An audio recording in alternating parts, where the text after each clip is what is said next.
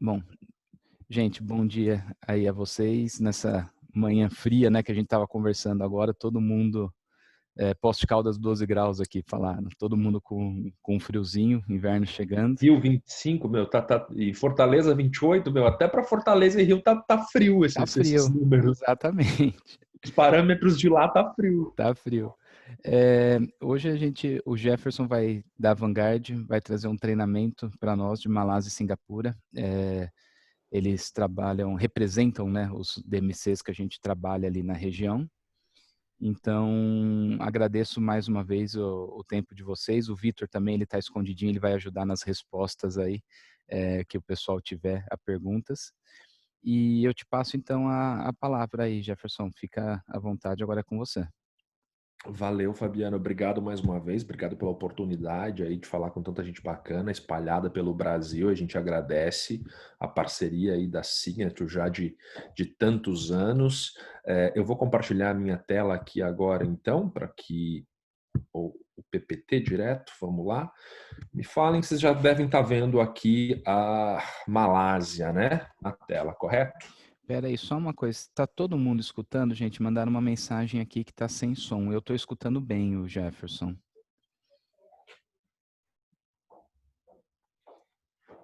Então, estão todos escutando. Então, acredito que seja problema aí de quem mandou na conexão. Pode continuar, então, Jefferson. Desculpa aí.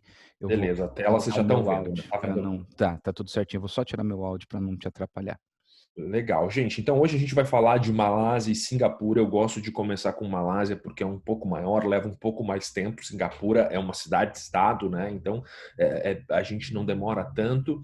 E a gente está falando de dois países que representam muito a face moderna da Ásia, a face desenvolvida, desenvolvida mesmo. Eu acho que se alguém aí já conheceu, sabe do que eu estou falando, né? É um contraste bastante grande com outros países da região, porque não são países rurais. Singapura é extremamente desenvolvido, Malásia, especificamente Kuala Lumpur e algumas das principais cidades também extremamente desenvolvida, inclusive um interior muito limpo, muito organizado. Então, a gente sempre fala desses dois países como a face, ou representantes da face mais moderna da Ásia. Lógico que a gente tem alguns lugares na China, Xangai, Hong Kong, o próprio Japão, que também remete a isso de modernidade, desenvolvimento, mas no Sudeste Asiático, definitivamente, esses são os dois países mais para frente. Eu até costumo brincar, eu chamo Malásia e Singapura de Soft Asia. Para aquele cara que, de repente, não está tão acostumado com o exótico assim, e que a primeira viagem para a Ásia cai num lugar desse, ele não tem um choque tão grande, né? Porque o lugar é muito familiar aos nossos olhos, muito familiar, inclusive, às cidades dos Estados Unidos ou Europa, tudo muito limpo, você tem todo tipo de comida, então não é tão impactante quanto você cair direto, sei lá, numa cidade do Myanmar, numa cidade do Laos, ou até mesmo numa Bangkok, que é uma metrópole extremamente caótica, lembra um pouco São Paulo desorganizado, né? Mas vamos lá, sem mais delongas, já fui apresentado, eu só queria falar que a gente representa então a Destination Asia, que é um DMC aí com 29 escritórios na Ásia, eles cobrem 11 países, estabelecido em 96, muito forte, já tem uma parceria aí de longa data em vários destinos com a Signature. E então a gente começa sempre assim, por que viajar ao país? E eu queria dizer para vocês que a Malásia é um dos países mais diversos culturalmente da Ásia, e as pessoas não têm essa ideia. E para a gente entender de onde vem essa diversidade, a gente tem que voltar um pouquinho na história e também pensar geograficamente. Eu vou passar no próximo slide, depois eu volto, só para vocês verem no mapa de onde está a Malásia, né? A Malásia está na península mais, na parte continental mais ao sul da Ásia, quer dizer, o máximo do sul do continente asiático, na parte continental está lá, tá Malásia e Singapura. Depois para baixo você já tem Indonésia, que é um arquipélago, enfim, então já não está mais conectado ao continente. E essa região é o principal ponto de ligação entre o Oceano Índico e o Oceano Pacífico. E por conta disso, as rotas marítimas comerciais foram estabelecidas desde sempre por ali, fazendo com que aquele pedaço especificamente se tornasse um grande setor portuário, um ponto de parada de comerciantes, né, que vinham digamos assim, da parte ali do Oriente Médio, voltando mais na história, e depois do continente europeu, passavam por ali, todo mundo que ia fazer comércio com a China. E esse entreposto comercial virou uma grande mescla de culturas, o que é comum, né? Com todos os lugares do mundo, quando você vê que é um entreposto comercial, você vê que tem uma diversidade muito grande. Mas ali, especificamente, então, você teve uma concentração muito grande de chineses, indianos, árabes, né? Voltando muito tempo na história, até os persas chegaram por ali de leve, e depois os europeus, né, que estabeleceram rotas marítimas. Os primeiros a chegarem na Malásia foram os portugueses, olha que loucura, né, que eram aí pioneiros nas grandes navegações. Depois chegaram holandeses, ingleses, etc. Mas isso formulou ali um grande caldeirão. Então, até hoje, a gente tem um misto muito grande que se refletiu em vários aspectos da cultura malaia, inclusive na culinária. Então, um dos outros grandes apelos da Malásia é o atrativo culinário, a gastronomia, né? Porque você tem de tudo. Você tem uma mescla de várias partes do mundo, uma mistura de Ocidente e Oriente, que acaba forjando aí o que é a culinária malaia. Então, além da culinária malaia, você vai ter culinária ocidental, você vai ter culinária chinesa, você vai ter culinária árabe, você vai ter culinária indiana também. Um dos grandes apelos, país seguro e moderno. E eu acho que esse tema de segurança, modernidade,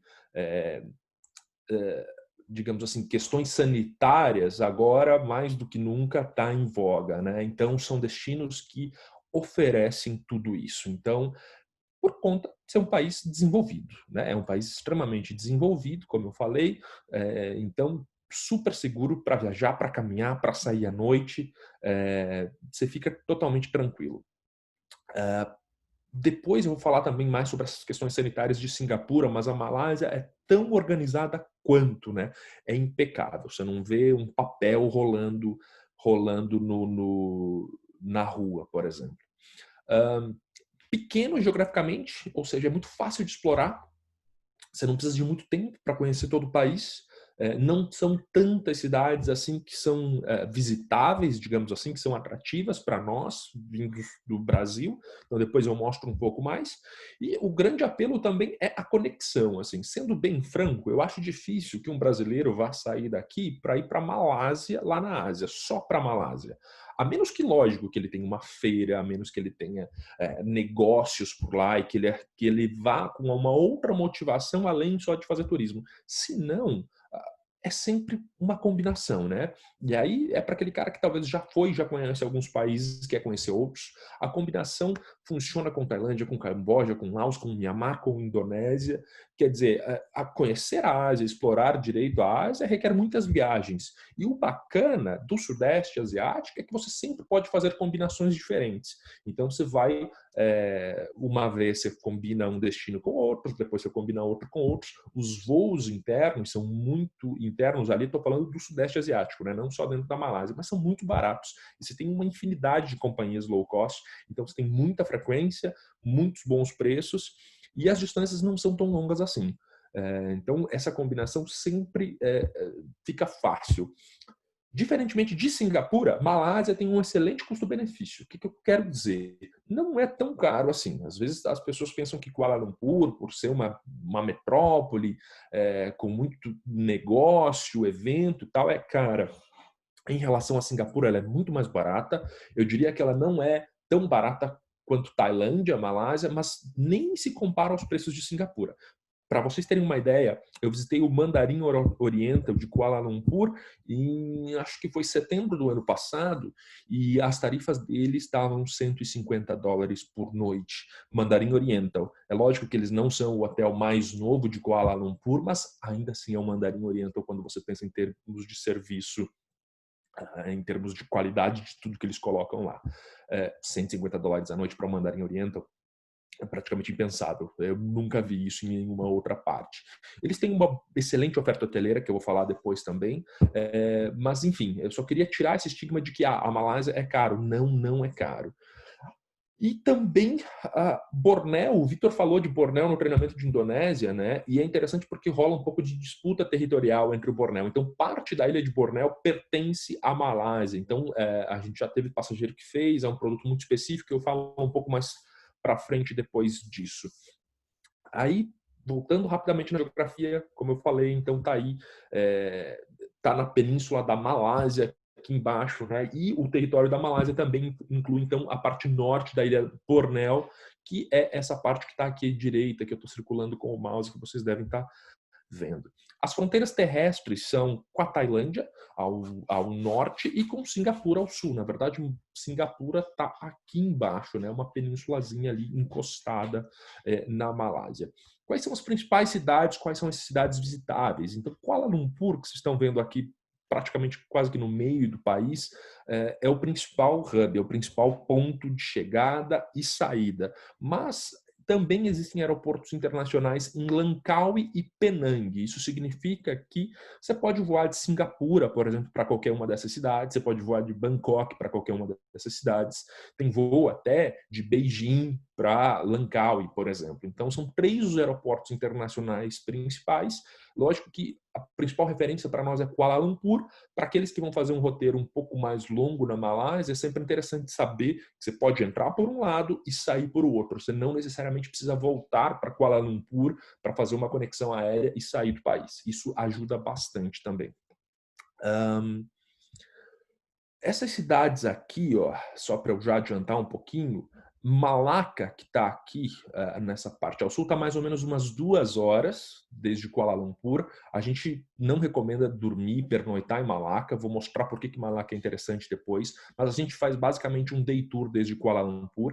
E aí Penang e Langkawi são ilhas. Vocês podem ver que elas não estão conectadas ao continente. É como se fosse Florianópolis, assim, né? É uma ilha próxima do continente, conectada por pontes. A gente recomenda sempre voar desde Kuala Lumpur para Penang ou entre Penang e Langkawi também. Você pode fazer por ferry entre Langkawi e Penang, mas a gente sempre recomenda o voo porque é mais rápido, muito barato na Ásia. Estrada aqui definitivamente não, tá? Apesar de dá, mas a gente não recomenda porque é um território bastante acidentado, as estradas são boas, mas aí você não tem tanto ponto de parada, então a gente recomenda fazer sempre por avião.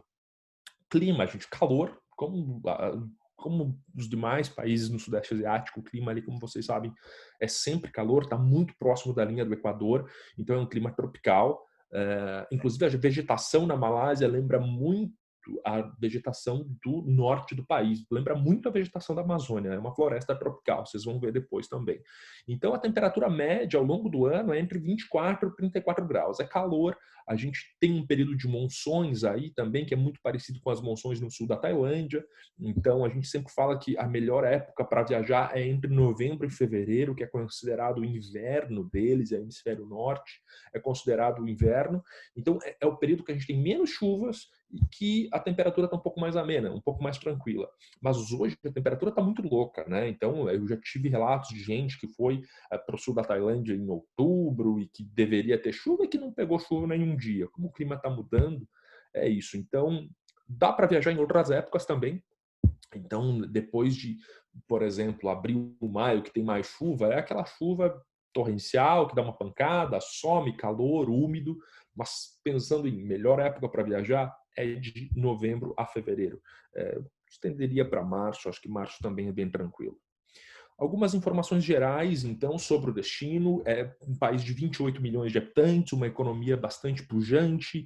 Eles têm lá, eles são um dos principais produtores e exportadores de óleo de palmeira, que é muito utilizado na indústria de cosméticos. Então, quando você anda, por exemplo, pelo interior do país, quando você vai fazer o day tour até Malaca, desde Kuala Lumpur, você vê aquelas fazendas de palmeira impressionantes, assim, que chega a ser bonito, né? Porque você vê um monte de palmeira, você acha que, nossa, o que é isso? E aí depois que eu fui saber que eles extraem o óleo de palmeira e exportam para a indústria de cosmético do mundo todo. Eles, junto com a Indonésia, são os principais produtores. Eles também são grandes produtores de borracha, e isso é muito louco, porque quem levou A seringueira daqui do Brasil para lá, se eu não me engano, foram os portugueses, os holandeses que roubaram daqui, levaram para lá. E aí, se a gente estudar a história do Brasil, a gente lembra do ciclo da borracha e entrou em declínio o ciclo da borracha no Brasil justamente por conta da competição com a Ásia. Então, eles levaram para lá e hoje eles ainda são um dos maiores produtores de borracha do mundo. E, enfim, tem muita seringueira por lá, tem essas fazendas de seringais por lá também.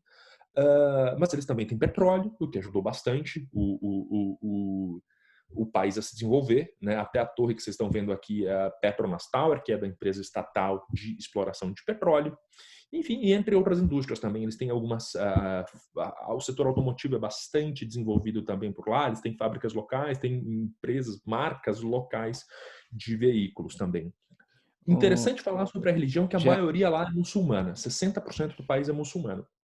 Ainda que as pessoas, a maioria parecem chinesas, a maioria assim tem descendência chinesa, eles chamam de, né, malaio chinês, então olhinho puxado, mas a maioria da população é muçulmana, e isso é uma influência direta dos indianos muçulmanos que se estabeleceram por lá. Então, e aí você também tem árabes, tá, hoje, né? Mas o que eu queria dizer? Apesar de ser um país de maioria muçulmana, você não se sente num país muçulmano. É muito diferente de outros países muçulmanos que eu já estive, como, por exemplo, a Jordânia, ou o Egito, ou até mesmo alguns dos Emirados Árabes. Você não sente. Você quase, se você não for lembrado disso, meio que você nem percebe. Por quê? Porque você vê muito pouco as pessoas em vestes tradicionais, né, muçulmanas. Você também não vê restrições em relação à bebida alcoólica, restrições de comportamento que normalmente são estabelecidas em países muçulmanos, né? Lógico que se for visitar uma se você for visitar uma mesquita, logicamente você vai ter que estar vestido apropriadamente, mas você não se sente. Então é um país muito tranquilo. Existem algumas proibições de álcool, tá? Mas você nem vê. Os restaurantes na rua vendem álcool, não tem proibição de beber na rua. Então é um lugar muito, muito relax. É muito diferente dos outros muçulmanos, como dos outros países muçulmanos, como eu falei. E aí você tem presença também de hindus, budistas, cristãos, muitos chineses que seguem basicamente a filosofia confucionista, né? Então é um país bastante diverso e é legal porque você vê que todos convivem 100% pacificamente, super tranquilo. É legal ver essa diversidade. E, Jefferson, deixa oi, eu só interromper enquanto da diversidade, que você estava falando ali da diversidade, mas surgiu umas questões e mais de algumas pessoas colocaram, eu acho que eu realmente não peguei essa discrepância. Falou que a melhor época para viajar é é de de novembro a novembro, fevereiro. até março. E as monções são quando? Só para... É mais ou menos julho, agosto. É isso, Vitor? É mais ou menos igual na Tailândia. Ah, porque parece que Assim, estava alguma coisa errada no slide. Eu não cheguei a ver essa diferença que eu estava prestando. não, monções de novembro a fevereiro. Baixa temporada, não. Então, eu acho que está errado no slide aqui, Tá, então tá, o slide que estava errado, beleza. que é o contrário. Ok, não, só a gente. Tranquilo, obrigado, Jefferson. Só para. Beleza? Eu É, até vou corrigir isso aqui, gente. Desculpe. tá, então, quando Ah, você mandar para a gente, eu mando corrigido. Muito obrigado. tá, vou corrigir, vou corrigir. Seguindo adiante, aonde eu estava, moeda, tá, fuso horário, enfim, estava falando da religião, diversidade, legal, idioma malaio, mas inglês super falado, assim, nos serviços turísticos tranquilo. A gente tem guia em português, em Kuala Lumpur, em espanhol, nas cidades mais turísticas, Penang também, não tantos assim, mas existem. Normalmente é mais fácil conseguir guias em espanhol, tá? Para vocês saberem, porque em português às vezes é um pouco mais difícil, mas em espanhol é mais tranquilo. Legal que também a gente não tem necessidade de visto, o visto é feito na chegada, tudo que a gente precisa é apresentar o certificado de vacinação contra a febre amarela. É isso. Em Kuala Lumpur, super rápido para fazer o procedimento, não tem estresse.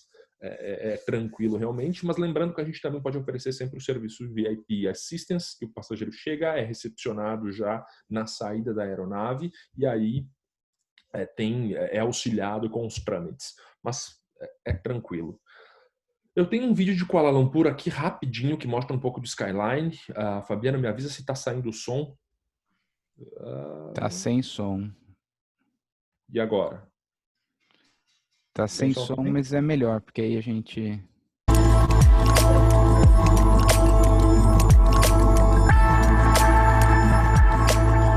Bom, basicamente vocês têm uma vista aí do skyline de Kuala Lumpur aí a partir da Petronas Tower, as torres mais altas do mundo, que já terem um posto qual eu acho que vai, as coisas mais altas do mundo estão... Jefferson, não adianta, quando você põe o som, a gente não escuta nada, só o som.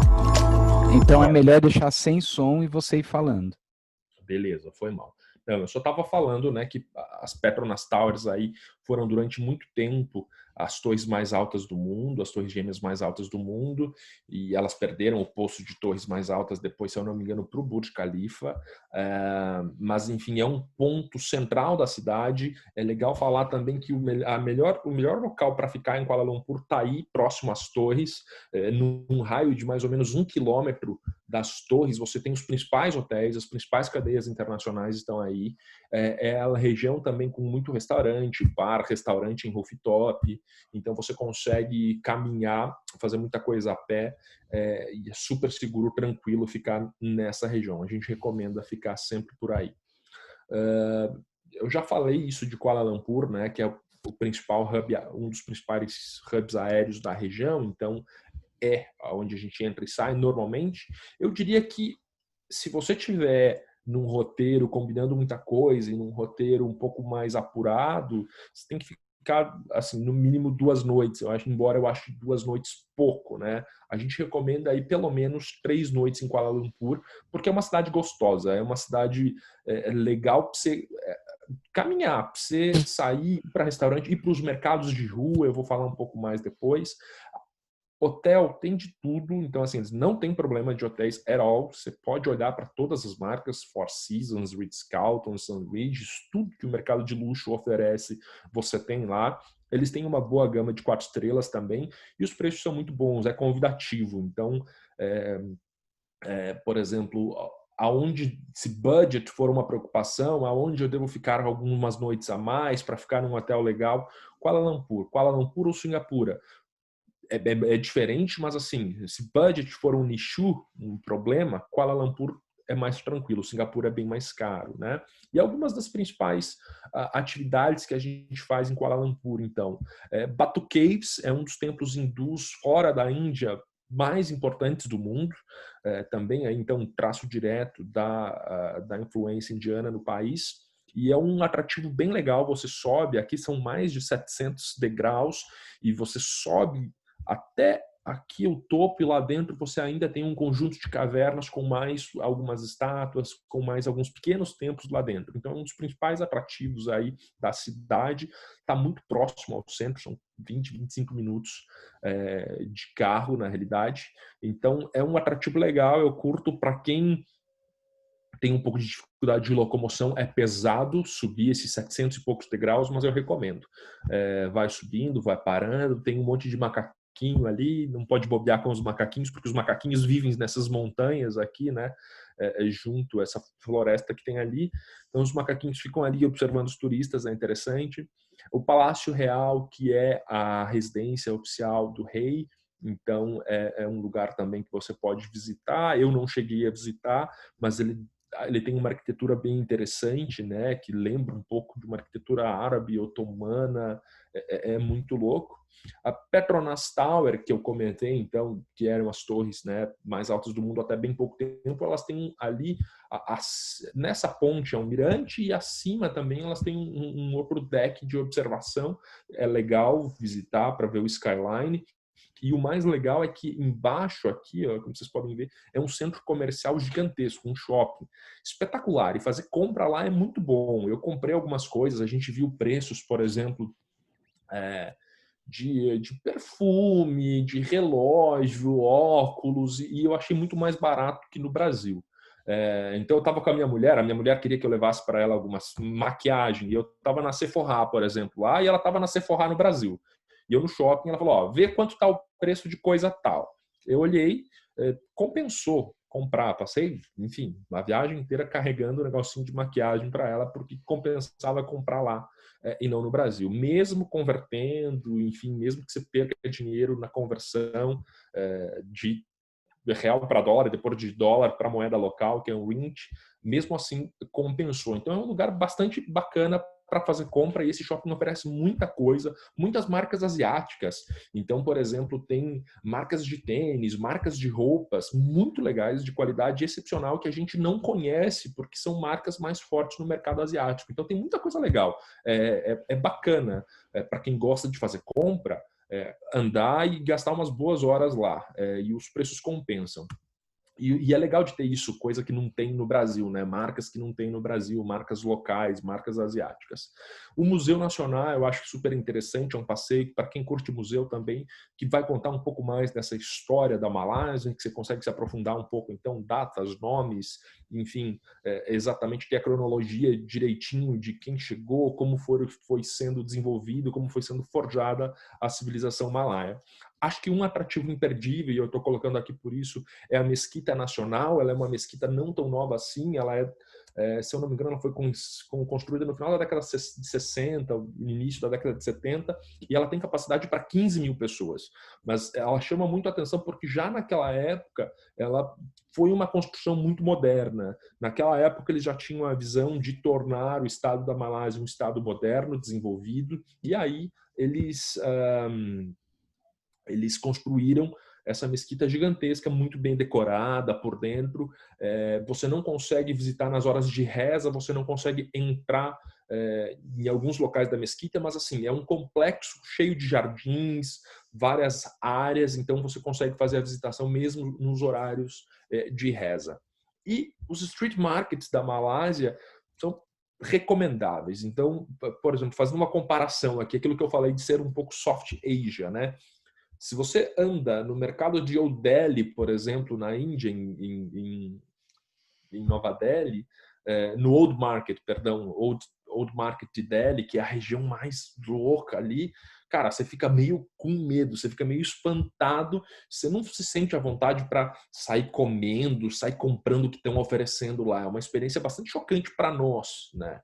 E, cara, e nos mercados de Kuala Lumpur é tudo tão organizado, tudo tão mais limpinho, tudo tão bem feito, que ainda de um jeito muito tradicional, que a gente se sente muito mais à vontade. Então você tem ruas que vai de flores, quinquilharia, artesanato, especiarias, você vai ter ruas de comida e é sempre muito misturado. O que é árabe, chinês, indiano, tá? Um restaurante do lado do outro. Você tem o street food também é muito interessante, 100% seguro. Então é um daqueles lugares que você pode sair sozinho, né? Ficar tranquilo. Você não precisa ficar numa bolha para conhecer as coisas locais. Você pode o inglês muito mais falado. Então assim é muito confortável. Eu acho que essa é a palavra. É por isso que para aqueles não tão acostumados com culturas exóticas, tal, é muito confortável você fazer essa visita, é muito confortável você experimentar coisas distintas por aí. Como eu falei da comida antes, que é espetacular, vale a pena provar. Você tem, lógico, que além de street food, que a gente super recomenda, você tem excelentes restaurantes em Kuala Lumpur, restaurantes espetaculares. Outro exemplo, a gente foi num restaurante chamado Bijan, que demais, demais, demais, assim, com uma cultura, com a culinária malaia mesmo. E assim, a gente comeu super bem, com um drink no início, depois entrada, prato principal, sobremesa. O serviço lá da culinária tradicional malaia é family style, quer dizer, você não vem os pratos empratados, vem várias porções assim para você compartilhar, tanto entrada quanto o prato principal e sobremesas. E a gente gastou, nós estávamos em 4, a gente gastou tipo $40 por pessoa, mas eu estou falando de um restaurante upscale, de um lugar bacana, né? Então você vê que o dinheiro anda, né? E então a gente super recomenda. Fazer um voo de helicóptero é super legal por Kuala Lumpur, justamente por conta do skyline, que é demais. Esse atrativo aqui, esse Urban Jungle Tour, o que acontece? Como eu falei para vocês, a vegetação é muito parecida com a vegetação que a gente tem no norte do país, na região amazônica. Então, é basicamente um Amazonas encostado com a cidade. Isso é um parque que você vai, você vê espécies centenárias, você vê árvores de 60, 70 metros de altura e que está ali em Kuala Lumpur. Tem um atrativo em Penang, que é outra cidade que eu vou falar agora, que eu acho que até é mais legal que o Urban Jungle Tour, mas para quem curte esse lance de vegetação, é muito interessante. Bom, o restaurante Bijan que eu falei está aqui. Super legal também ir para os restaurantes que têm essa vista espetacular, para esses rooftops. Kuala Lumpur tá cheio, tem várias opções. Tem um que eu coloquei aqui como sugestão, que é o Haley Lounge, porque é um antigo heliponto que foi convertido em um bar. Então imagina, você tá em cima de um heliponto, é legal fazer essas coisas. E aí eu vou falar agora de Malacca. Malacca, só para vocês se recordarem, é a cidade que está a 2 horas de Kuala Lumpur, que a gente recomenda fazer o day tour. Eu tinha muita curiosidade sobre Malacca, porque o que é Malacca? Malacca é a cidade da Malásia mais antiga e é uma antiga colônia portuguesa. É onde os primeiros europeus chegaram e bateram lá quando eles estabeleceram essas rotas comerciais até a China, né? E de barco, essa rota marítima. E eles chegaram lá, colonizaram e deixaram alguns traços, mas eu esperava ver muito mais traços portugueses do que eu cheguei a ver. Os traços hoje em dia, e os traços mais marcantes ficaram dos holandeses, porque os holandeses chegaram depois, eles já tinham colônias na Indonésia, os portugueses estavam super busy, digamos assim, com a outra colônia aqui na América do Sul, né, Brasil, que era grande, etc. Então eles meio que largaram lá, os holandeses tomaram. Então arquitetonicamente a gente vê uma influência holandesa mais forte.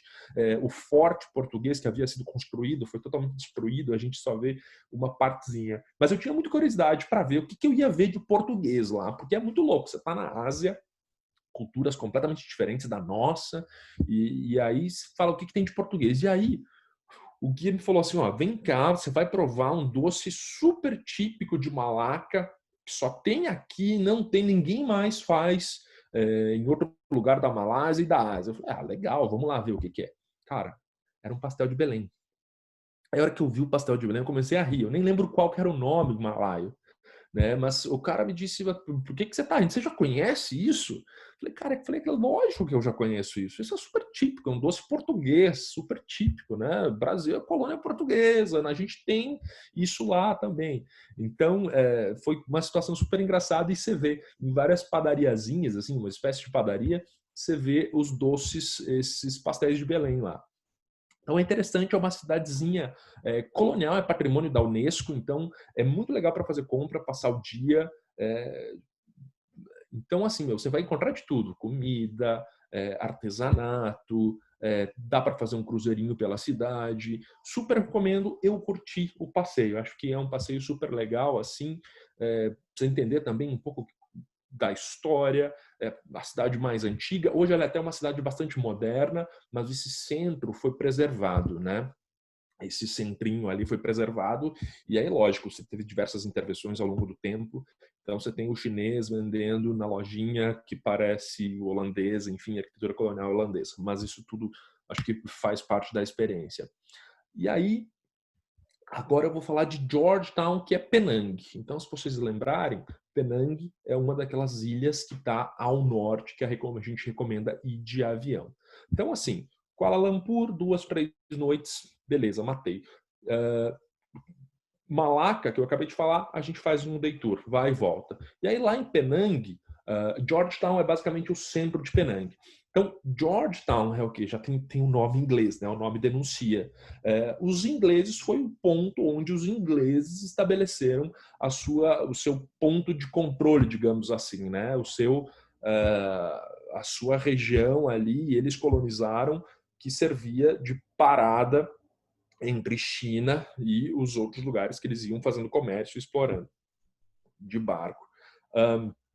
Então ficou ali em Georgetown uma arquitetura super legal também, colonial. Tem muito chinês, então a gente tem muitos templinhos. Não chegam a ser templos religiosos, mas eles chamam de clãs. As famílias chinesas criavam esses clãs que parecem com templos, acho que eu vou mostrar depois. Mas, enfim, é uma região muito legal também para caminhar. E aí hoje você tem de tudo: árabe, indiano, chinês, malaio e cafés espetaculares, super bem cuidados. Assim, é muito legal. Tem inclusive cafés que oferecem opção de hospedagem. Tem uma arquitetura super louca. É uma região que tem muito turista, né, do mundo todo ali. Então, é super multicultural, é legal caminhar. E Penang, gente, 1h30 de Kuala Lumpur, mas eu queria comentar que também é um ponto de parada de cruzeiro. Então, quem compra aqueles cruzeiros pela Ásia, que param em várias partes da Ásia, normalmente Penang está incluído na Malásia. Uma excelente parada, e aí a gente vende as excursões, logicamente, e é um lugar que é legal para fazer as excursões também. Vamos lá. Alguns dos atrativos aqui: o Mercado Central.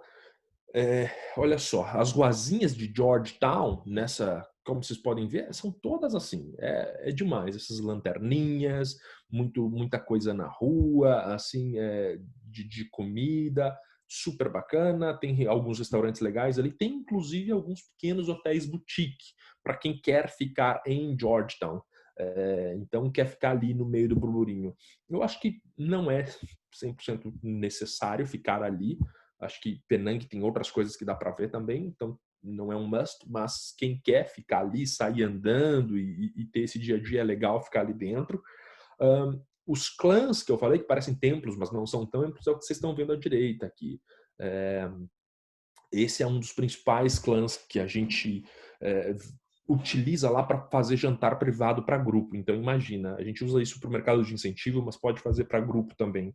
Ele tem esse pátio na frente de pedra, então a gente privatiza toda essa área, ilumina, a iluminação à noite é espetacular, e aí a gente faz um jantar para um pequeno grupo, 10, 15, 20, 30. Quanto mais pessoas, melhor, porque aí o custo dilui, né? Se você fizer para poucas pessoas, isso fica muito caro, mas a gente traz um catering de um hotel, e quando a gente tem grupos de incentivo, por exemplo, que estão em cruzeiro, a gente sempre faz um jantar aí, ou um drink ao pôr do sol. Meu filho está chamando, vou ignorar ele. Seguindo adiante, uma das coisas mais legais que a gente tem em Penang, na minha opinião, é isso aqui, o chamado The Habitat. O que é isso? Penang tem uma montanha, eles chamam de Penang Hill, que você sobe de funicular, né, um funicular super rápido, e lá no topo da montanha, os ingleses inclusive utilizavam como um refúgio, porque a temperatura lá em cima é muito mais amena, faz mais friozinho e tal. Então, mas essa parte tem uma vegetação totalmente preservada e de novo, aquela vegetação muito parecida com a Amazônia, e aí eles criaram esse parque chamado The Habitat, que é um parque dedicado à preservação e exploração sustentável da fauna e flora dessa região. Então você tem muitos pesquisadores que vão. E qual que é a experiência muito marcante aí? Como vocês podem ver nessa foto à direita, eles construíram algumas pontes elevadas, assim, são pontes em concreto, mas elas não têm colunas, elas são, como se chama, quase como estaiada, vai. E elas estão, assim, a 70, 80, 90 metros de altura. Então, a sensação que você tem é de caminhar no topo das árvores. São essas árvores centenárias que a gente vê no meio da Amazônia. Então, é muito louco porque é muito parecido e você caminha no topo. Então, não é só a experiência de você observar de baixo. Com essas pontes, tem umas 4, 5 que eles criaram, você caminha no topo das árvores. Então, é muito impressionante. Aí você ouve o barulho dos pássaros, macacos, é sensacional. Eu gostei demais desse atrativo. Acho que Penang vale a pena por isso. Essa é uma das construções principais também, que inclusive, enfim, já sediou diversos eventos aí relacionados ao meio ambiente, eventos de classe mundial. Você consegue subir e andar por aqui. Aí também a gente consegue fazer visitas bem customizadas. Então, se alguém que quer ter a visita não só com um guia, mas com um naturalista ou com um biólogo, alguém que vai falar mais sobre as espécies, que vai falar mais sobre os animais, sobre vegetação, enfim, é muito interessante. Vamos lá. E aí eu vou para o meu último destino na Malásia, antes da gente entrar em Singapura, que é Langkawi.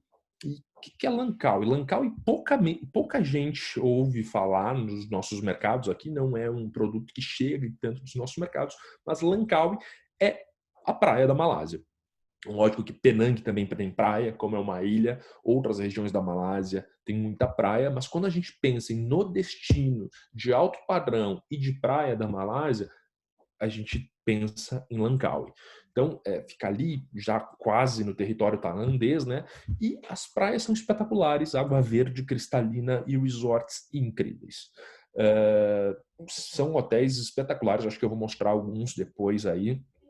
Acho dificílimo que algum brasileiro saia daqui para ir para Langkawi, para, sei lá, para praia, né?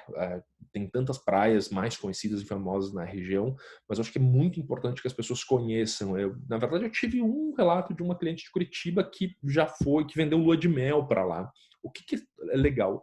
A estrutura é espetacular e os preços muito atrativos. Então, Langkawi é um destino muito forte para o mercado asiático. Então, quem mora em Singapura voa no final de semana, sabe? Tem muito chinês que desce, mas eu tô falando, não estou falando daquele chinês farofa, sabe? Que a gente vê nas cidades europeias, em grupos 50, 100, todo mundo com a bandeirinha. Não, não é isso. É o chinês de alto nível, porque aí a gente tem um produto de altíssimo nível. Então, os expatriados que vivem em Singapura ou que vivem em Kuala Lumpur vão muito para Langkawi. É um destino que é muito mais forte no mercado interno, digamos assim, asiático, do Sudeste Asiático, do que o long haul. Austrália, no mercado australiano é muito mais conhecido. Então tem uma série de produtos que meio que não chegam até a gente, porque a gente desconhece, até porque, se eu pensar em praia para um brasileiro, faz muito mais sentido eu ir para o Caribe, lógico, né? Mas assim, se é para quem? Se a gente está falando em passageiros que têm tempo, que já fizeram a Ásia, que estão fazendo um outro roteiro e querem algo diferente, a gente pode oferecer Langkawi. A gente ia ter um grupo agora em fevereiro, e que, enfim, fevereiro não, março, que acabou sendo cancelado em cima da hora por conta da situação do Covid. Mas eu queria mostrar para vocês aqui algumas opções de acomodação. Então, eu estou falando que é realmente high level. A gente tem St. Regis, a gente tem Ritz-Carlton, a gente tem Four Seasons, para citar alguns exemplos. Algumas das experiências que a gente vende, então é o Private Island Dining, ou seja, eu faço para o grupo ou para quem for um almoço ou um jantar numa ilha privativa. Então, atividades aquáticas a gente consegue fazer, tocar iate. Enfim, é um lugar super interessante. A água é isso que vocês estão vendo, bonita, cristalina. Acho que tem tempo, vale a pena incluir, né? Não acho que esse vai ser o elemento motivador. Vou ir para a Malásia para ir na praia, mas se tenho tempo, já conheço outras coisas, por que não, né? Vale muito a pena ficar 2, 3 dias aí. E aí eu queria comentar rapidamente de Bornéu, da parte norte da ilha do Bornéu. Eu sei que o Vitor já falou no treinamento de Indonésia. E aí Bornéu é um produto muito específico, né? Aí nessa região a gente não tem aquela estrutura tão sofisticada como a gente tem nos safaris da África, da Tanzânia, no Quênia, mas é um produto que a gente pode vender para aquele cara que talvez já tenha feito muitos safaris, que curte muito vida selvagem e que está em busca de algo diferente. A gente já vendeu esse produto no Brasil, até para uma pessoa bem famosa, não vou citar o nome porque não convém, mas, enfim, uma pessoa muito famosa que foi e quis relaxar no Bornéu, quis ter mais experiências de vida selvagem. E ela é muito conhecida pelos orangotangos, né? Que é aqueles orangotangos que eu mostrei uma foto lá, que só tem por lá, não tem em outra região. Você vê muito elefante também, lembrando que o elefante asiático é diferente do elefante africano, ele é um pouco menor, tal. O principal aeroporto, a gente tem 2 aeroportos lá, Kota Kinabalu e Sandakan, está aí a mais ou menos 40 minutos de voo de Kuala Lumpur, então não é difícil combinar.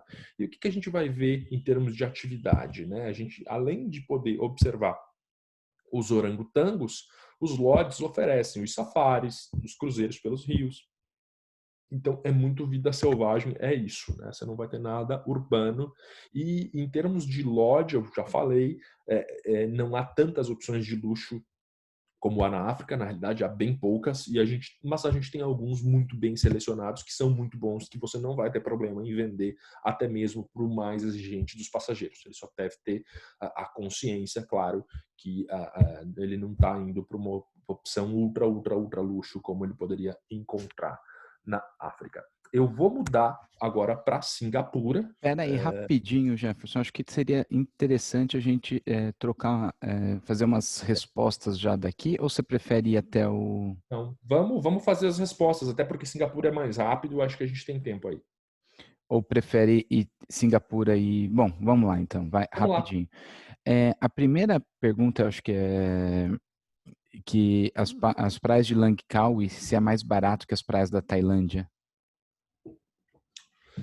Olha, eu não posso falar que é mais barato que as praias da Tailândia, porque na Tailândia a gente tem muitos níveis, né? A gente tem o hotel top, que vai custar $1.000, e a gente tem o hotel, enfim, a gente tem hostels na Tailândia. Então, é mais barato. Quando a gente está falando de produto de alto nível, produto de luxo, sim, é mais barato. Langkawi é muito mais barato, eu diria, que os produtos de alto nível das ilhas tailandesas. E também a diferença é que Langkawi não tem muita farofa como você pode ter na Tailândia. Na Tailândia você tem muito mochileiro. É lógico que quando a gente vende um passageiro bacana, a gente coloca ele num lugar lá, ele vai ficar por lá, ele nem vai se deparar com tanta farofa assim. Mas Langkawi não tem isso de ter mochileiro, né, de ter aquele cara. Langkawi é um produto mais alto nível mesmo. E o produto alto nível é mais barato. Mas assim, o único remark que eu devo fazer é que eu acho que a Tailândia é muito mais plural, assim, o público é muito mais mundo inteiro. O público em Langkawi é muito mais asiático. Ok. Então, é só para as pessoas terem em mente, né? Os colegas que vão estar contigo no Four Seasons são os chineses ricos. Né? Então, o café da manhã no Four Seasons de Langkawi, vai ter uma ilha gigante de coisa chinesa e vai ter a ilha de coisas ocidentais ali. Mas você vai ver a ilha chinesa muito mais bombada, digamos assim. Então, é um produto... Você tem que ter isso em mente, né? Para quem Tá. quer fugir de brasileiro, excelente. Com certeza você não vai encontrar Lá. brasileiro, né? E Tá. o produto de alto nível é definitivamente mais barato. Agora, acho que não tem o mesmo apelo, é dura a comparação, né? Porque quando você fala de Phuket, Phi Island, as pessoas querem ir. Então, se o cara está indo para a Ásia com a motivação de praia, ele tem que cobrir essas coisas primeiro, né? Eu não vou oferecer Langkawi se ele quer Phuket. Ele tem que ir para a Tailândia, ele tem que ver Phuket. Agora, se ele já fez Phuket e Langkawi e ele está voltando para a Ásia para fazer um outro destino que não seja a Tailândia, e de repente ele está pensando em fazer uma praia, é batata, é uma excelente alternativa, eu diria. Ok. Aí tem uma pergunta aqui que eu acho que foi colocada, foi uma das primeiras, o interior da Malásia tem atrativo, você já trouxe todos Não, as eu não informações, trouxe todos, eu não trouxe mas todos. trouxe bastante. Mas tem uma região, até que eu não coloquei na apresentação, mas que eu queria comentar, que se chama Cameron Highlands, de Highlands de terras altas mesmo, que tem umas plantações de chá incríveis. Então, assim como Sri Lanka, Índia, por exemplo, tem muitas plantações de chá na Malásia que você pode visitar e que você pode dormir em meio à plantação também. Não tem tantos hotéis assim, mas tem algumas propriedades que exploram isso muito bem. Não.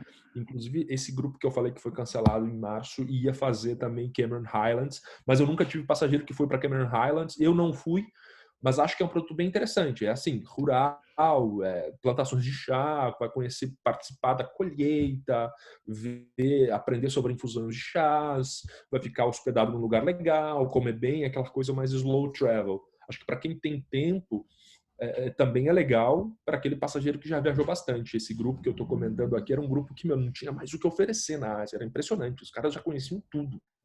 E aí, enfim, eles Uma curtiram a opção. ideia. Exato. O visto tem custo? Cara, eu não lembro, eu acho que não. Sabe que é difícil quando você viaja com tudo arranjado, quando você viaja com tudo bonitinho? Aham. Porque você praticamente não vê. Então eu cheguei no aeroporto, eu tinha assistente, mas eu acho que não. O visto não tem custo. A gente não precisa de visto na Malásia. É on arrival, o cara estampa, não tem custo. Tá. Se, Se eu tiver errado, E a depois eu gente corrijo. consegue também incluir nos nossos, nos valores que a gente orça já com assistente, com tudo, já deixa tudo. Mas não tem custo não, cara. Lembra que Tá. não tinha. Os 3 principais aeroportos, se você puder repetir novamente os nomes. Kuala Lumpur, não é o nome dos aeroportos, né, das cidades. Kuala Exato. Lumpur, Penang, onde está Georgetown, que é internacional também, e Langkawi, que é internacional. Então, por que eu falei que o bom também é que é fácil de fazer essas combinações? Porque você pode voar de Singapura para Langkawi, Langkawi, Kuala Lumpur, direto para Doha, para Dubai, para voltar, por exemplo. Você não precisa voltar para Kuala Lumpur. Então, Penang, que é onde está Georgetown, Langkawi, que é a praia, e Kuala Lumpur. Ok. Rapidinho, você falou quais são os mercados mais seguros que você comentou lá em Kuala Lumpur? Putz, eu não vou lembrar o nome dos mercados. Assim, tem uma região ali perto da Petronas Tower que está próximo a Chinatown. Então, Chinatown é enorme, né? E aí, próximo a Chinatown, você já tem, assim, questão de 3, 4 quadras. Tem já um mercado ali central enorme, com várias ruazinhas. Depois eu posso procurar o nome também, cara, mas é que eu não gravo, eu nem coloco, porque é um detalhe tão específico, né? Tá. Mas se você está bem hospedado naquela região que eu falei ali, a 1 quilômetro, 1,5 quilômetro da região de Petronas Tower, os mercados que estão por ali são 100% seguros. E assim, todo mundo conhece, né? Tá. Outra pergunta que teve mulheres viajando sozinhas, é tranquilo no país? Super tranquilo. Eu não vejo problema nenhum. Assim, é uma cultura bem tranquila, inclusive Tá. E, local. Assim, não é uma cultura que menospreze mulher, nada. tá. E aí para o The Habitat, que você comentou ali, que fica se hospedado em Penang, correto? E aí Correto. passei o quê? De dia inteiro, de meio-dia? Dá para ser meio-dia, dá para ser dia inteiro, depende do quão a pessoa tá afim. Meio-dia dá para fazer. E tá assim, tá muito próximo de Georgetown ali. Você vai subir um funicular, né? A subida de funicular é mais ou menos uns 20 minutos. É como se você subiu lá o bondinho do Rio de Janeiro, só que mais alto, né? O bondinho não, o trenzinho que leva para o Cristo do Redentor. É mais ou menos parecido, só que lá a montanha é muito mais alta, o funicular é bem rápido e leva um pouco mais de tempo. Mas assim, está muito próximo da região central da cidade. Então não é um lugar que você precisa se deslocar para chegar. Tá. O visto da Malásia, eu dei uma pesquisada rápida, não consegui entrar direto aqui, mas dizem $30 pagos na hora. Tá. Cara, eu não paguei nada, porque, de novo, eu fui com tudo. Não, mas eu só tô colocando aqui que foi uma pesquisa bem rápida, tá, gente? Pode não estar precisa. Eu olhei aqui em 2 segundos enquanto você dava a Peço resposta. desculpas aí para. Olha Não, só, sem problema. não É, tem. Eu tô aqui no Itamaraty, no site do Itamaraty, diz, ó, não é necessário visto para entrar em território malásio. Alguns requisitos básicos, que é certificado de vacina, bilhete de retorno. Estou aqui no portal consular do Itamaraty, governo então, brasileiro. Fala que não precisa de visto. então é só Então, carimbar na hora. exatamente. Talvez Mas a gente busca a informação certinha com o receptivo e já traz. o que acontece? Às vezes, quando você joga visto na internet, tem vários sites que fazem serviço de processamento de visto e eles colocam e cobram. Às vezes não é site oficial e se acaba achando que Tá. precisa. E chegar a Mas Bornéu é voando de Kuala Lumpur? sim, mas eu tenho certeza que tem voos também. Os aeroportos são internacionais lá, aqueles 2 aeroportos que eu comentei, os 2 principais na ilha de Tá. Bornéu, mas você pode chegar de Bali, por exemplo, você pode voar de Bali, você pode voar de Singapura, com certeza. Aí estão falando sobre o Urban Jungle Tour. Qual seria o nome do parque? Urban Jungle. Urban Jungle. Simples assim. Urban Jungle. É, e vocês têm alguns contatos nas ilhas Perhentian também? Jesus, quais são essas ilhas? Eu também queria saber, Dani. Essas aqui você me pegou. Ilhas o quê? Tá no Q&A. Perrente. O Vitor entra aí no Q&A, ele descobre essas aí, já responde pra gente. Vitor, entra no Q&A aí pra gente e vai vendo. Tem muita ilha e muita praia nessa região, é até legal comentar aqui pra galera saber que a gente nem fica sabendo. A partir de Singapura, por exemplo, tem um lugar chamado Bawa, Bawa. Depois vocês Maravilhoso, eu vejam. venho do Bow Island, Bow Island Reserve. Você vendeu quantas vezes? Vendi 3 já. Nossa, você tá bem então, cara. Porque Porque é esse é o tipo caro. de produto. Não é tão caro assim, cara. É Eu não dois sei mil que dólares produto a noite. será. É, por aí. Não, deve ter opções mais baratas. Porque, enfim, é um produto praticamente desconhecido, né? E que, cara, é Maldivas, assim, né? Eu não fui, e nem para Maldivas eu fui, mas olhando as fotos, a água, a Mas cor. assim, o hotel é o Bawa Island Reserve, que é um hotel mega exclusivo, até massagem está incluso nesse hotel. Então Então, mas eu acho que deve ter outros, mas eu quis falar de Baua porque é um produto praticamente desconhecido, me surpreende você ter falado que vendeu já 3 vezes, parabéns, porque é um produto que, meu, cara, enquanto fica aqui todo mundo falando Maldivas, Maldivas, legal, né? Porque é o hype, todo mundo conhece, o mundo tá cheio de coisa muito interessante, então me surpreende às vezes como algumas coisas estouram no Brasil e, e eu falo, nossa, mas tem tanta outra coisa. E Bala eu acho que é um desses exemplos. Aqui não tem tanto hotel, mas é bem pouco explorado, mas é lindíssimo, né? Então, essas ilhas aí que eu nem sei, que eu não sei qual foi a pergunta, mas tem muito produto realmente desconhecido aqui pra gente que é muito mais conhecido pelos australianos e no mercado asiático, né? é. Porque Vamos imagina, lá se pro eu sou um próximo, então. hoteleiro lá de Bala, eu vou vender aonde? Eu vou vender na Austrália, não vou vir aqui vender no Brasil, cara. Bom, vamos Podemos ir seguir? para Singapura? Vamos.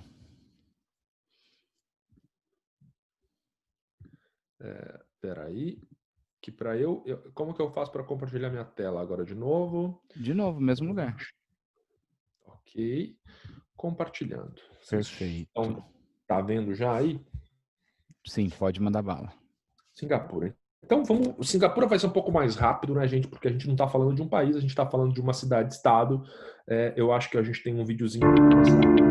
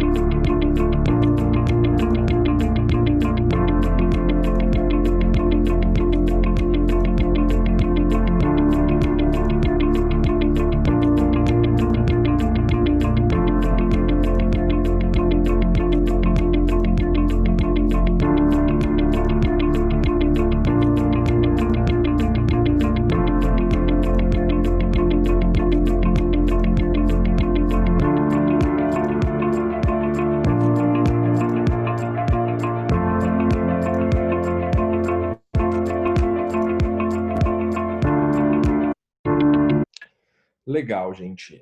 Deu para ver um videozinho aí, né, no início e começando de volta com os porquês, por que visitar Singapura. Então, como eu já falei lá antes, eu acho que aí a gente está falando da face mais moderna da Ásia realmente. É incrível, cidade pequena, tudo perfeito, tudo funciona, o governo controla tudo. É, lembra um pouco Dubai, mas na minha opinião é mais legal porque é uma cidade muito vibrante, é uma cidade que você anda na rua, tá sempre cheio, o ano inteiro bombando. Dubai, de repente, alguns lugares que você tá em Dubai, às vezes você se sente, né, numa cidade fantasma porque você não vê gente, ou não dá para andar a pé, é só de carro.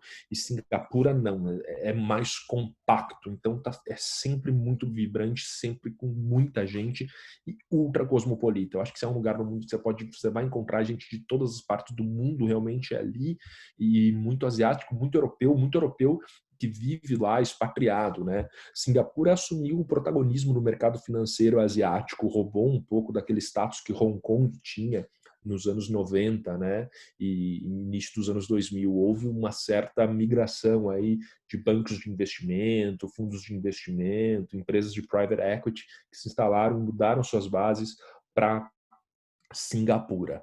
É um hub aéreo, então assim, a gente, todo mundo conhece o produto Singapore Airlines. É uma pena que eles não voem mais para o Brasil, né? Mesmo que o voo antes era conexão, enfim, escala em Barcelona. É uma pena que eles não voam, mas além da Singapura, que voa para vários destinos europeus, por exemplo, a gente tem todas as companhias do Oriente Médio e as companhias da Europa que voam para lá. Então a Lufthansa, por exemplo, se eu não me engano, tem 8, 9 voos diários. Tinha, né? Agora a gente vai ver como vai ficar a malha. Mas tinha 8, 9 voos diários entre Frankfurt e Singapura, para você imaginar a quantidade, é uma loucura.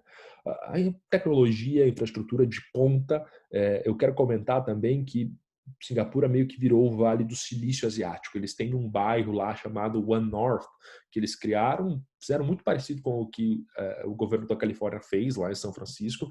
E assim, então tem muito incentivo para startups, para empresas de tecnologia se instalarem. Hoje já existem lá, eu acho que são milhares de empresas, são 16 mil pessoas que trabalham nesse complexo, e só com empresas de tecnologia, startup, muito focada no mercado asiático. Então, inclusive, a gente pode até organizar tours por essa região, se for com algum enfoque específico de tecnologia, tudo dá para ser bastante customizável. O legal é que Singapura, então, assim, é uma cidade, né? Você chega ali e tudo tá à mão, é tudo muito compacto mesmo. Então, 25, 30 minutos de transfer, às vezes menos, você tá em qualquer lugar da cidade. Não tem tanto trânsito assim, eles têm, na verdade, não é uma cidade que tem trânsito, as avenidas muito largas, um, tem sistema de transporte público, metrô, então uma cidade de outro mundo, né? Tem um calendário de eventos ao longo do ano impressionante. Não, eu não estou nem falando de evento cultural, que também é muito interessante, mas eles têm um calendário de feiras internacionais, então eles são assim referência em construção verde, então a maior feira de construção ecologicamente correta, enfim, ocorre anualmente lá, feira de brinquedo, feira de móveis, tem muita coisa.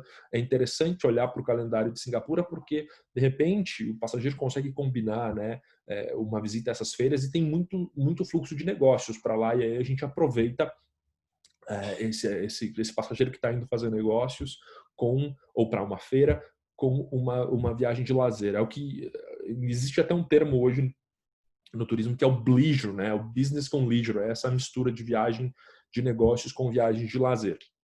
A cidade é referência em arquitetura e planejamento urbano, então tem alguns projetos super interessantes que eu vou mostrar e dá para ver.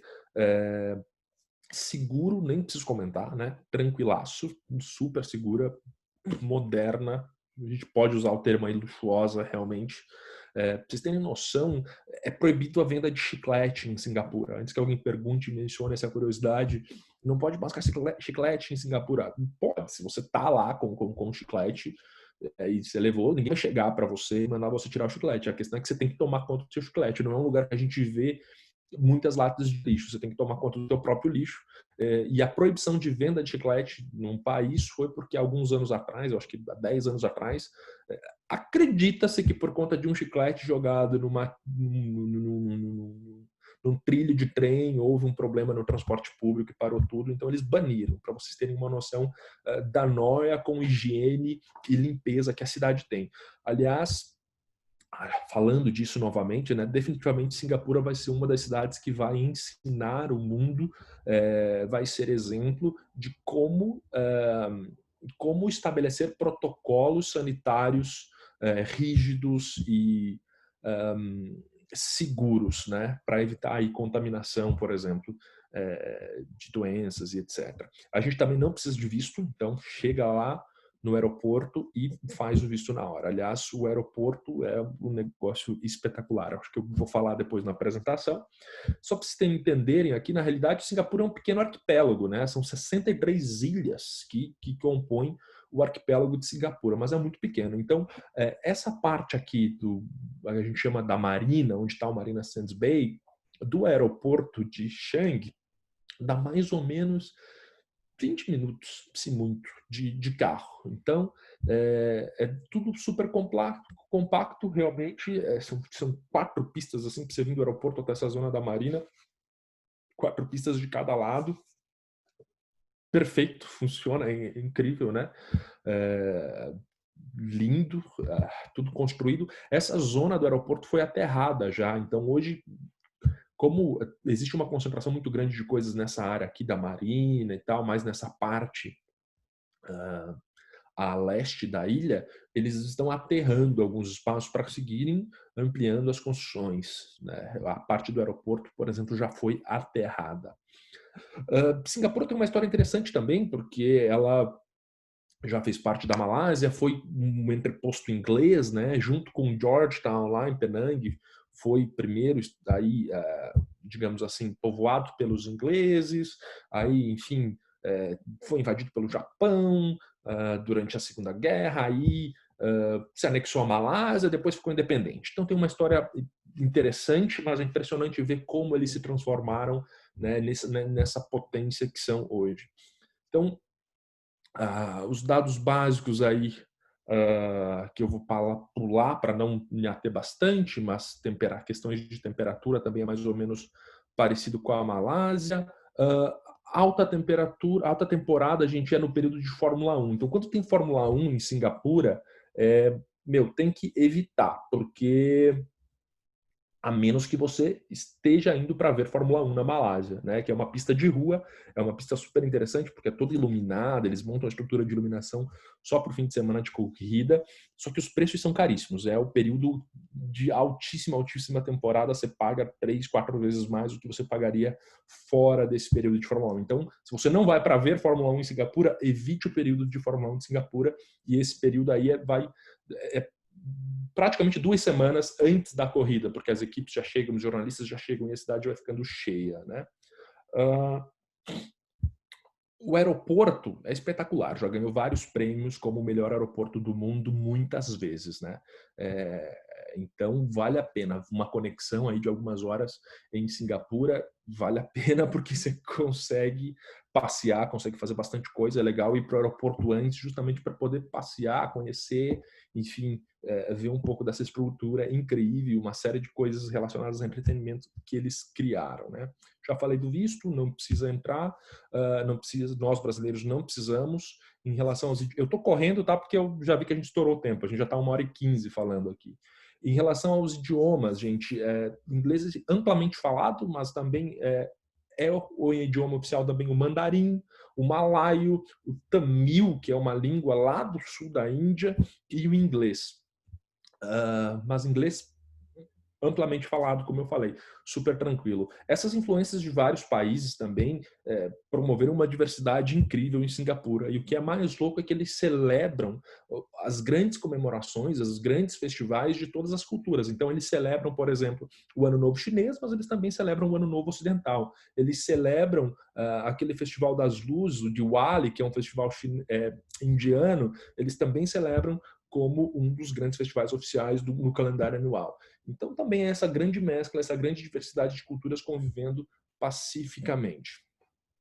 Algumas das atrações das cidades, então vocês já estão vendo aqui, né, a Singapore Eye, a roda gigante de Singapura, você consegue fazer o passeio que fica na zona da Marina também, e essa eu acho que é um dos atrativos principais, que é Gardens by the Bay. Aí nesses jardins eles tentaram reproduzir os principais na verdade, os principais não, todas as espécies possíveis e conhecidas do mundo, eles tentaram reproduzir dentro de Gardens by the Bay. As espécies que não se adaptavam ao clima, eles colocaram dentro desse domo gigante aqui, dessa construção fechada, onde a temperatura, enfim, todas as condições são controladas. A entrada nesse parque não é cobrada, é gratuita, mas aí você paga para fazer algumas coisas específicas, né? Por exemplo, para subir nessas árvores, que são essas árvores tecnológicas, que elas limpam o ar, elas também são todas movidas à energia solar. Você sobe para subir em algumas delas, tem um restaurante em uma delas também, que você consegue até privatizar, é um café, um bistrô que você consegue privatizar para pequenos grupos. Então é um passeio super interessante, acho que vale a pena também. Você passeia por aí meio-dia, consegue subir e fazer algumas coisas legais. E aí, o legal também de Singapura é que eles criaram essas zonas separadas temáticas. Então você tem Little India, Chinatown e Arab Street. É como se você tivesse em vários países dentro de um só. Mas aí é bem tematizado. Então, por exemplo, na Arab Street, você vai ter os comércios árabes, você vai ter uma mesquita. Então, é como se você estivesse realmente dentro de um país árabe. Em Little India, cara, Little India eu acho que é uma região um pouco maior, porque você tem residência aí dos indianos, né, que vivem ali. E aí, todos os mercados, todas as lojas de roupa, é tudo relacionado à Índia, ao público indiano. Então, é como se você estivesse na Índia realmente. E Chinatown, a mesma coisa. Então, todo o comércio, todas as lojas são chinesas. Então, meio que caminhar por Singapura é como caminhar por vários países dentro de um só, dentro de um pequeno espaço. Quando eu falei que é soft Asia, eu acho que também é um pouco disso, né? Porque você consegue navegar por vários lugares aí, estando no mesmo lugar. Você caminha também, você vê essa estátua do Merlião, que é o símbolo de Singapura, metade peixe, metade leão, tem uma história mitológica do porquê que é o símbolo. Aí você tem prédios do governo também, parlamento, City Hall, que você pode visitar, arquitetonicamente falando é interessante. Você tem alguns templos chineses, como esse aqui, Jardim Botânico. Singapura tem um canal também que você pode fazer um cruzeirinho com esses barcos aqui, que são... É super interessante, eles têm mais ou menos uns 8 pequenos portos ao longo da cidade, que você consegue pegar esse cruzeirinho e fazer, então você tem uma vista um pouco diferente a partir do canal. Alguns tours que a gente recomenda, então um tour de Vespa, aí para o Chinatown, para o Little India, à noite. A comida à noite em Singapura, o street food é espetacular. Aliás, Singapura tem a única barraquinha de comida com estrela Michelin do mundo, né? Foi assim, uma coisa, ficou notório isso. O guia Michelin deu uma estrela para uma barraca de comida em Singapura. Então hoje tem filas lá, mas assim é muito fácil e tranquilo fazer essa experiência de comida de rua lá, de novo, porque é tudo sanitizado, porque é tudo muito limpo, regras super rígidas em relação a essas questões sanitárias. Alugar carro em Singapura a gente recomenda, assim, não é necessário, porque o serviço de transporte é eficiente e é barato, o serviço de táxi, mas se você quiser alocar um carro, a gente até coloca aqui opções, por exemplo, é um lugar tranquilo para você alocar um carro de luxo e para andar, um pouquinho de Miami, assim, sabe? Puta, quero ficar desfilando, tem um monte de carro, então você nem vai chamar atenção, porque tem muitos assim. Aí, como eu falei antes, nessa zona aí, One North, a gente pode fazer tours de tecnologia e inovação. Então, para visitar startups, para visitar empresas que estão desenvolvendo coisas distintas, tudo depende do que o cliente quer, né? Pode ser, enfim, empresas relacionadas ao segmento de saúde, pode ser empresas relacionadas ao segmento de varejo, ao setor financeiro, tem muita coisa, realmente. Tour arquitetônico, então, como a gente falou, Singapura tem muitos representantes assim da cultura da arquitetura verde, arquitetura sustentável. Esse complexo aqui que vocês estão vendo é um prédio do governo e que ele tem áreas verdes aqui, ó, tá vendo? Essas pontes são áreas verdes que conectam os prédios e são áreas de exercício, são como parques suspensos, e isso é um condomínio residencial. É um condomínio residencial do governo, você não consegue comprar um apartamento lá, você meio que compra uma licença para viver durante um tempo lá, e o governo não dá para qualquer um, depende por exemplo, se você é casado, se não é, qual que é o teu trabalho, enfim, você vive por um tempo lá e aí tem tudo. Então tem supermercado, tem farmácia, tem hospital, tem escola, tudo dentro desse complexo, né? Então é o conceito de não se mover tanto para você ter todos os serviços essenciais. Então a gente consegue criar esse tipo de tour também para fazer, é muito interessante para grupos de incentivo fazem muito. E aí eu queria comentar sobre Sentosa Island. Sentosa Island é uma ilha que está aí a 15, 20 minutos dessa zona do Marina, da zona da Marina de Singapura, e é a quando a gente pensa em praia em Singapura, é a área que a gente recomenda. É onde a gente vai ter uma praia pública, mas é onde a gente também vai ter muitos resorts, onde a gente vai ter muitos parques temáticos, diversos. Aí lembra muito Dubai também em relação aos parques. Então, se hospedar em Sentosa, eu acho que só faz sentido se você está buscando realmente um resortão com todos os serviços inclusos, por exemplo. Mas acho que não é o lugar mais legal para ficar. Mas aí tem beach club, tem muita balada também. Golf Club, como vocês podem ver. Um dos parques mais famosos é o parque da Universal Studios, mas é só um entre outros parques que tem aí. Siloso Beach é a praia, digamos assim, pública, a praia aberta que você pode visitar se você não quiser ficar num dos resorts lá. Tem um aquário incrível, gigantesco, mais parque temático, então para família, para quem está com criança, dá para fazer muita coisa nesse sentido. E assim, em termos de venue para evento, para privatizar, você tem de tudo realmente. Então, Singapura, cara, você vai ter restaurante Michelin francês, você vai ter restaurante com estrela Michelin, sabe, italiano. Então, você tem todas as culinárias dessa mistura. Então, você tem muito do mundo ocidental e muito do mundo asiático de altíssimo nível. Aqui só algumas fotos de bares que a gente acha legal. A gente traz aqui também depois algumas sugestões de hotéis que eu vou passar. Para mim, o meu hotel favorito em Singapura é o Raffles. Ele foi renovado ano passado.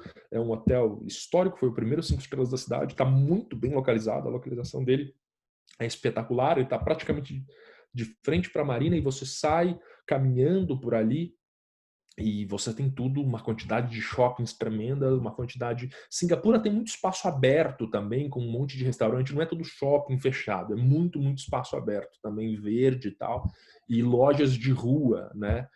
Não é tudo fechado dentro de um shopping mall, ainda que eles tenham dezenas também, tem uma rua lá assim com dezenas de malls, mas tem muita loja de rua e eu gosto muito isso de você caminhar, e eu não tinha essa impressão de Singapura antes de ir para lá, eu achava que fosse uma cidade mais Gotham City, assim, né, mais tipo, tudo fechado, mas não, é uma cidade bastante friendly, digamos assim, para o residente e para o visitante, para caminhar e ver as coisas. Então eu gosto muito desse hotel, é meu hotel favorito lá. Aqui, alguns outros restaurantes que a gente... É até impossível falar de tudo, porque é tanta opção, a gente coloca isso nas apresentações porque a gente usa muito para grupo, quando o grupo quer privatizar, ou pequenas áreas e tal. São lugares lindíssimos, realmente. Em termos de hotelaria, vocês podem ver que também tem de tudo, eles não sofrem, tem de tudo realmente. Os preços aí sim são muito mais caros que Malásia. Eu diria que a gente está falando de preços nível Londres, preços nível Paris, né? As grandes capitais aí mundiais do turismo. A gente tem algumas opções 4 estrelas também, e eu nem coloquei aqui na apresentação, mas eu quero comentar, gente, do Marina Bay, né? Porque o Marina Bay é um caso à parte. Eu fiquei nesse hotel aqui, no Cis Hotel de Stanford. O Marina Bay está aqui, a gente sabe que é o grande hotel que todo mundo quer, Marina Bay Sands, a piscina com borda infinita. A verdade sobre o Marina Bay é um hotel famoso. É um hotel como o Burj Al Arab, por exemplo, o Burj Al Arab de Dubai. Todo mundo quer ficar, todo mundo quer aquela foto na piscina, mas ele não é nem de perto o melhor hotel da cidade. A localização dele, ele também não é onde está o burburinho. Vocês podem ver, ele está do outro lado da marina. Enquanto, digamos assim, o Swiss Hotel e a maior parte dos hotéis, como o Raffles, o Mandarin Oriental, eles estão na parte de cá da marina, mais conectada à cidade, ele está lá do outro lado, né? Ele está do lado do Gardens by the Bay, que fica aqui do ladinho dele. Mas o hotel em si, em termos de serviço, quartos, não são nada espetaculares, o que eles são famosos por conta daquela piscina de borda infinita que todo mundo quer ir fazer a selfie lá e tu corre o risco de estar lá quando está um grupo chinês e aí ferrou a tua selfie. Mas assim, é o hotel mais caro de Singapura, o Marina Bay. Então, eu sou um pouco crítico a ele por conta desse hype todo que existe, mas eu entendo a motivação do passageiro querer ficar. E, cara, a gente... Quase todas as reservas sempre vem o pedido Marina Bay. Mas é importante entender que tem excelentes outras opções melhores e mais baratas que o Marina Bay. O Marina Bay, se não me engano, já está com mais de 5.000 quartos e eles estão construindo mais do lado. Então, assim, é um hotel gigantão, né? Eu, por exemplo, prefiro um Raffles muito menor, muito mais exclusivo e muito assim mais bem localizado. Mas eu entendo o hype. Vamos para as questões de Singapura, então, Fabiana, porque já estamos aqui há 1h30 falando, né? Fabiano? Meu Oi, Deus. oi. Tava falando sem som, desculpa aí. Ah, tá. Falei, nossa, será que eu caí aqui? Eu tô Não, falando já não, meia que é hora. isso. Primeira coisa, o Vitor encontrou a questão das ilhas, tá? Ali da Perhentian Islands. São umas ilhas ao leste, são lindas pelas fotos, eu também dei uma pesquisada aqui, só que tem uma estrutura bem mais roots, assim, vamos dizer, sem tanta estrutura, só chega de barco, então não é uma coisa é super, vamos dizer, talvez para o mercado brasileiro nesse momento, tá? Vitor, obrigado. E depois falaram de Sassarã, se vale a pena, Maria Clara. Eu pesquisei Sassarã em todos os lugares aqui, eu não achei. Né? Deve estar talvez escrito errado o nome ali. Perguntaram aqui quanto custa subir na Petronas Tower, se você tem essa ideia aí. Cara, não sei quanto é, sei que não é caro, é barato e subir é meio assim, é meio chato porque você tem que passar, entregar passaporte, tem um controle de segurança chato para subir lá, na verdade. Mas eu não lembro quanto é o custo. Ó, e isso é o ruim de você viajar com tudo arrumado, cara. Você só vai, o guia te leva, mas não é um tour caro, assim, sabe? Vamos até pesquisar aqui, Petronas Towers, Tá. preço. Aí, vamos lá. Enquanto isso, tem como sair de Singapura para Malásia ou Indonésia por mar ou é sempre melhor voar? Peraí. Qual que é a pergunta? Ir de Singapura para Malásia ou de Singapura para Indonésia é sempre melhor por mar, né? Ou sempre voando. Depende para onde você vai, mas assim, voando é mais fácil. Mas, por exemplo, você pode, a partir de Singapura, pegar um ferry e ir para Bawa, por exemplo, que a gente comentou, que já é Indonésia, se não me engano. Então, sim, você tem. Depende para onde você está indo. Eu não vou pegar um ferry para ir para qualquer lugar, mas você tem ferries desde Singapura que vão para territórios da Indonésia e que possivelmente vão para territórios da Malásia também. Tá. Da Malásia tem, a gente sempre recomenda voando, mas como faz fronteira com a Tailândia, por exemplo, até seria possível fazer conexão terrestre. Entre Singapura e Tailândia, entre Singapura e Malásia, você pode até pegar um ônibus, dá para ir de carro, né? Entre Kuala Lumpur e Singapura. Tem uma ponte que conecta lá, tem um ônibus que faz isso. A gente não recomenda tanto, porque aí, se eu não me engano, são umas 8 horas e Uma agente falou que ela fez um ônibus leito que funciona bem, mas não é talvez para todo exato. Eu vi turista, o né? ônibus também, um baita ônibus, bonitão, ônibus leito. Mas assim, é tão barato o voo, só se tu quiser, pela experiência, cruzar de É. carro, né? Acho E, que s- bom, vamos lá. Singapura é mão inglesa sim, para dirigir, ok. sim. Bom, perguntou onde é mais legal se hospedar, você já deu todas as dicas ali, acredito, durante a apresentação, né? Se precisar de mais informações, depois a gente pode colocar. Perguntaram se você sabe se o Marina Bay tem day use para você subir para a piscina ou dá para subir no bar, como é que Sei. funciona? Não tem day use. A gente já teve um grupo do Brasil que queria o Marina Bay, mas não tinha dinheiro para pagar o Marina Bay. E aí eles pagaram uma noite para fazer um day use. O Marina Bay não vende day use, você tem que pagar uma noite. Então a solução é pagar uma noite da habitação. Eu lembro que eles pagaram US$ 600 por pessoa para ir lá.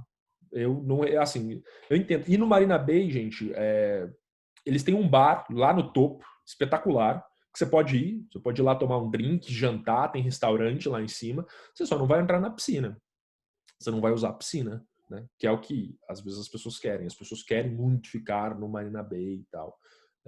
Mas assim, dá pra ir lá, tem um shopping lá embaixo, você pode ir no shopping lá de baixo, você pode ir tomar um drink lá em cima, ter o view, e tem outra questão, né? A vista do Marina Bay, não a partir do Marina Bay, é mais bonita. Então, se você tá, por exemplo, no hotel que eu tava, que é no Swiss Hotel lá, um hotel bacaníssimo, cara, eu vejo o Marina Bay.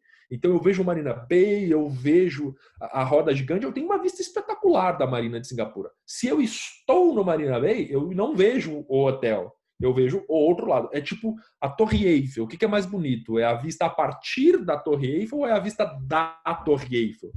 Eu acho que ver a Torre Eiffel é mais bonito, né? Então é só essa questão.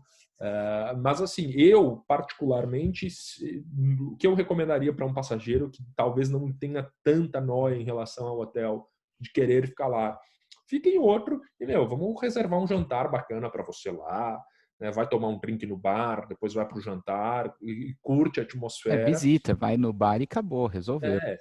É, até porque se você estiver se hospedando lá, você vai ter o mesmo estresse, digamos assim, de ter gente de fora entrando e indo só para o bar, né? Não tem nada que separe lá em cima. A piscina só que é uso exclusivo para hóspede. Aí teve uma pergunta se a nossa carteira de habilitação vale lá ou se teria que fazer aquela permissão internacional de direção. Cara, eu não sei isso. Não sei. Não sei se realmente. Bom, não sabemos, acontece. Não dá para a pessoa falando que prefere o Raffles e tudo mais. E sabe onde fica a barraquinha estrelada Michelin e o nome dela? Se a gente não tiver agora, porque isso aí é um nome, a gente vai... Não, a gente dá um Google e manda depois com o material para a Cristina, junto para todo mundo. Isso aí a gente já faz essa lição de casa. Eu já te falo aqui. É o The Hong Kong Needle for Singapore has become the street vendors. É o Xan. Pera aí, que eu já. Deixa eu abrir o link aqui, que eu vou mandar o link. Dá para mandar o link, né? Dá, só você mandar aqui no Q&A. O chefe é o Shang Hong Men lá, cara. Deixa eu mandar um link aqui que fala sobre isso, que aí quem quiser ver, pode ver. Eu mando no Q&A, é isso? Q&A. Ou no chat? Pode mandar no Q&A que tá ela direto para Cristina. Cristina. Tá, Vanessa.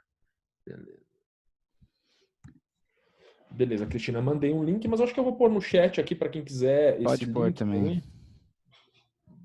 Quem quiser esse link para saber um pouquinho mais sobre a barraquinha do cara que ganhou a estrela Michelin, tá aí. O Sasaran Beach, eu acabei de bater o olho aqui, que era uma outra que tinha perguntado, fica próximo de Kuala Lumpur. Para day trip, pelo que eu tô vendo, é uma praia normal, Maria Clara, mas a gente pode pedir pro pessoal lá do escritório passar mais informações para nós sobre isso, né? Então a gente pode fazer essa pesquisa ali. Gente, acredito que seja esses as perguntas, Jefferson. Não vejo mais nenhuma. Se você ou o Vitor não tiverem mais nenhuma observação a fazer, vocês podem, por favor, a gente já está encerrando. Eu só quero agradecer. Muito obrigado, pessoal. Boas vendas aí. Tomara que essa coisa passe logo, né? Que a gente possa voltar a viajar, que os países reabram. Eu esqueci de falar, mas Singapura e Malásia já estão reabrindo gradualmente para algumas nacionalidades, enfim, para alguns países. Turismo interno, inclusive com a China já tem voos restabelecidos, dependendo da região. Então, os países estão abrindo gradativamente. Eu espero que a gente possa voltar a viajar logo, né? E, enfim, acho que esses lugares na Ásia, esses dois países que a gente falou hoje, junto com Bali, acho que são países que têm tudo a ver, eu acho que com o que as pessoas vão buscar após a retomada, né? Muita segurança, estabilidade e também lugares mais de escape, né? Então, é super combinável. Uma combinação Singapura com Bali, gente, é espetacular e acho que faz total sentido, né? Ou se você quiser estender um pouco mais, também Singapura, Malásia, Bali, acho que são destinos que vale a pena a gente aprender um pouquinho mais mesmo. Teve uma pergunta que entrou agora, na região de Kuala Lumpur, se existe alguma praia para visitar e para tomar banho que seja recomendada? Cara, eu acho que não, sabe? Existem várias praias, mas são locais, não são praias famosas, assim, que justifique, né, o brasileiro ir para fazer. É mais ou menos isso. Tem praia, mas assim, não é turístico, né? Tipo... São praias locais, para os locais. Cara, e pra gente é o que eu sempre falo, o nível de praia de brasileiro é muito alto, né? A gente não é qualquer praia que a gente fica feliz, porque a gente conhece praia boa, a gente tem muita praia boa. Então, tem que ficar um pouco ligado nisso. Eu acho que não tem nada recomendável, assim, porque se fosse algo recomendável, nós saberíamos, a DA nos teria recomendado, enfim, então nada recomendável E realmente. tem outra, eu acredito que quem vai para Kuala Lumpur também não vai querendo praia, né? Não é isso. Por exemplo, Penang, que eu falei aqui, é um destino de praia. Tem muita gente que vai para praia para lá, mas assim, eu vi as praias, eu vi alguns resorts espetaculares, hotéis incríveis, mas eu acho que nem vale a pena falar, porque, meu, puta, não vou vender. E se eu vender, sinceramente, eu acho que o cara vai querer me matar, porque, meu, você me mandou para praia aqui, em Penang, né? Penang se vende como um destino de praia. É tipo um Balneário Camboriú, vai. Cara, assim, eu não vou voar metade não, o mundo inteiro para ir lá na praia de Penang. Sério, eu falei do The Habitat, falei de Georgetown em Penang, que é o que eu acho que tem apelo para brasileiro. Ah, então tem praia vizinha? Tem, cara. Você vai mandar um gringo pro Guarujá? Nada contra. O cara tá em São Paulo, tem uma praia legal? Tá, vou te mandar pro Guarujá. Ou pra praia em Santos. Não, você vai mandar ele mais para o norte, né? Você vai mandar ele para Juqueí, você vai mandar ele para Paraty, Paraty, não sei, exato. tá do lado. Então, assim, eu não vou voar o mundo para ir para o Guarujá, que é a praia lá de Penang, sabe? Aquela praia com um monte de prédio do lado. Então, com certeza tem, mas eu acho que não é um produto vendável, não é um produto que a gente tem que forçar aqui, porque senão a gente. O passageiro vai virar para você e falar: peraí, né? Cara, se era para Que deu, ir para né? o Guarujá, eu ia no Guarujá, não ia voar meio mundo. Mas beleza. Agradeço então, Jefferson, mais uma vez o tempo seu e do Vitor aqui pelo treinamento, foi excelente. Tanto é que a gente passou até o horário. E bastante. Mas agradeço muito aí, tá? Obrigado mais Valeu. uma vez e obrigado a todos, gente. Um abraço.